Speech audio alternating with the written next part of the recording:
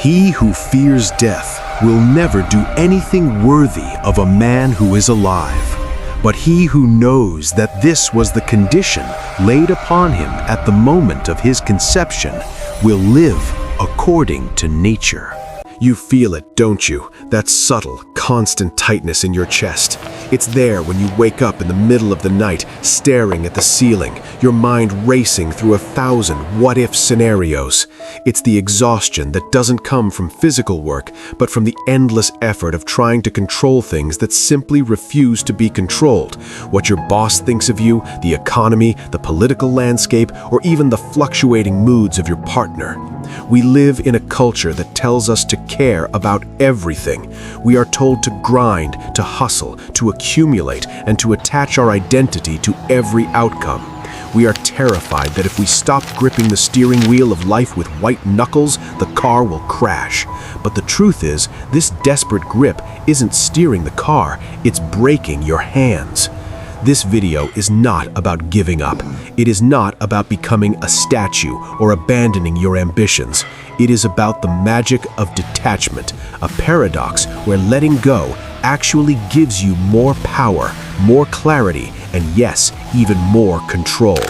If you are ready to reclaim your mental space and find the peace you deserve, I invite you to join our community of wisdom seekers by clicking subscribe on Timeless Wisdom Official.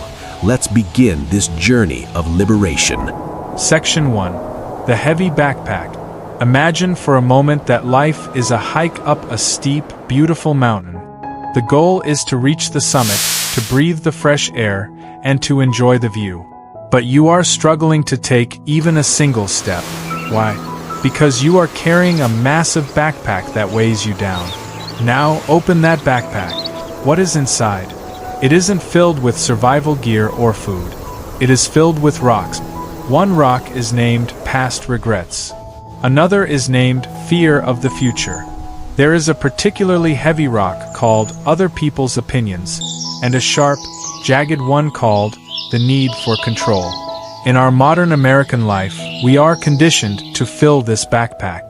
We look at social media and pick up a rock of comparison because we don't have the same car or vacation photos as our neighbor.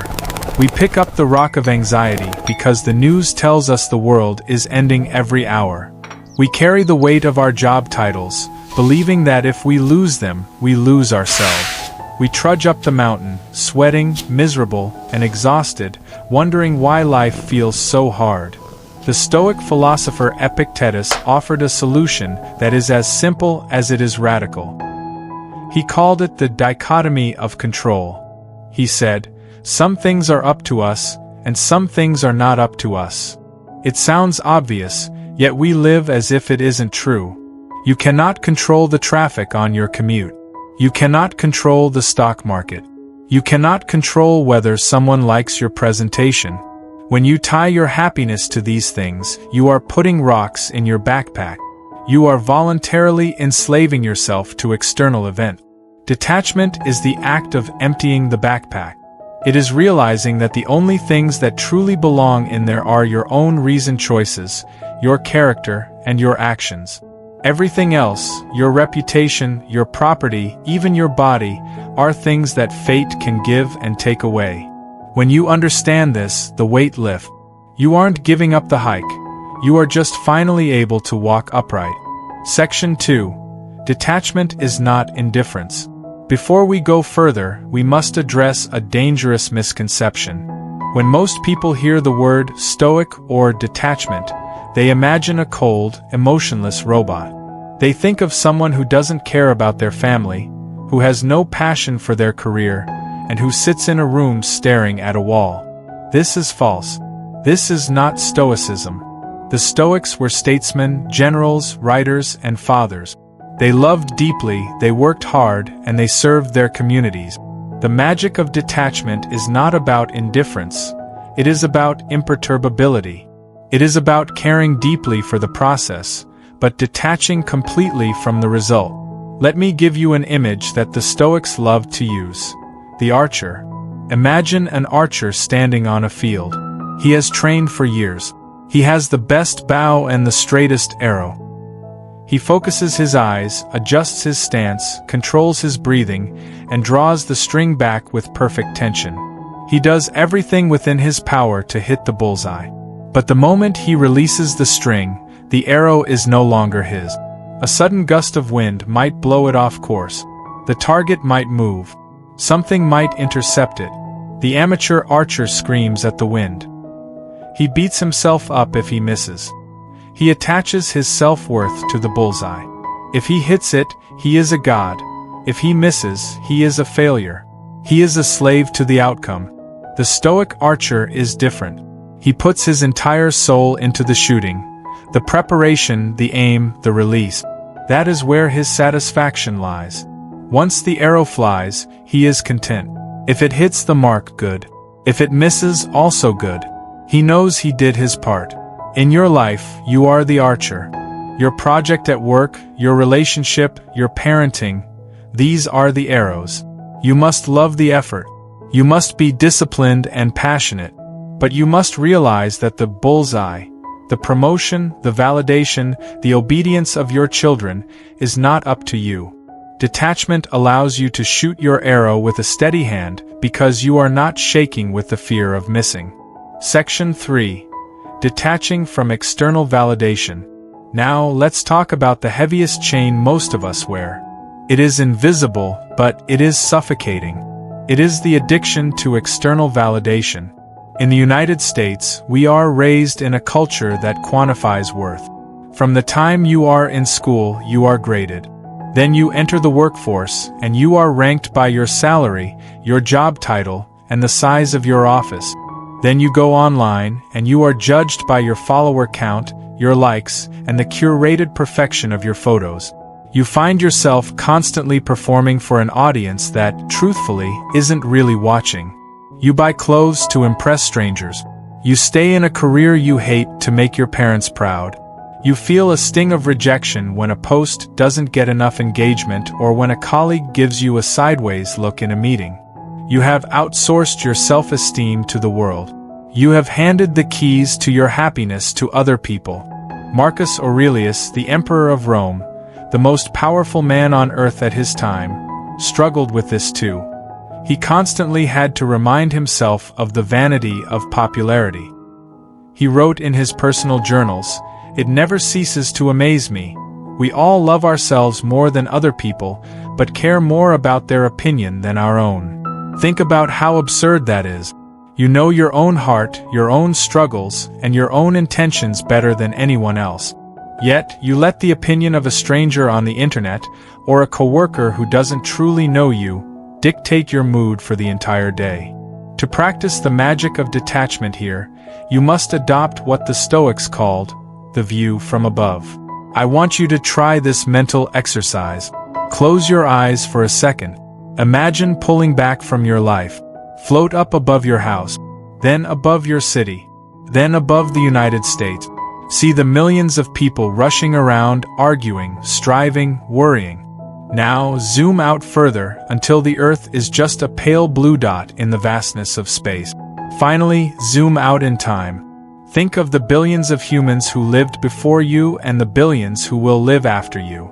In this grand perspective, does that awkward comment you made in the meeting really matter? Does it matter if someone thinks your car is too old? Does it matter if you aren't famous? No. It is noise. It is dust in the wind. When you detach from the need for validation, you become dangerous in the best possible way. You become honest. You speak your truth because you aren't afraid of being disliked. You pursue the career that lights your soul on fire, not the one that looks good on a resume. The Stoic rule is simple. If someone insults you or criticizes you, ask yourself, is it true? If it is true, correct yourself and thank them for the feedback. If it is false, ignore it, for it is their error, not yours. By reacting with anger or shame, you are proving that you value their opinion more than your own integrity. Take back your power. Let their opinions fall to the ground like arrows hitting a stone wall. Section 4. Detaching from outcomes and the future. If the need for validation is the chain of the present, anxiety is the chain of the future. Anxiety is the disease of the modern age. We are constantly obsessed with what's next. We worry about the economy crashing. We worry about our health. We worry about whether we will ever find the one, or if we will lose the one we found. We live our lives in a permanent state of bracing for impact. You might think that worrying is a form of control. You tell yourself, if I worry about this enough, I can prevent it. But Stoicism teaches us that this is a lie. Worrying is suffering twice. You suffer once in your imagination, and then again if the thing actually happens.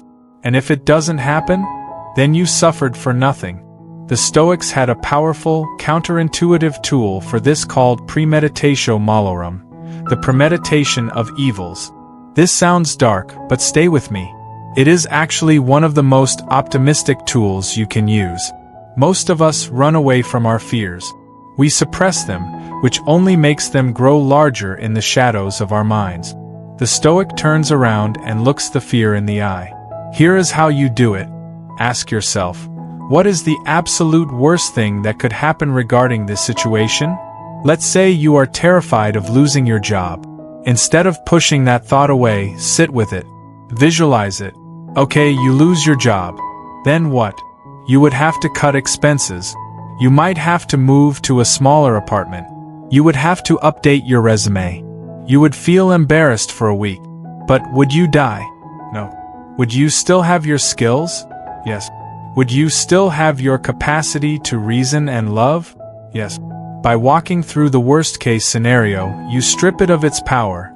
You realize, I can handle this. It would be difficult, but I would survive.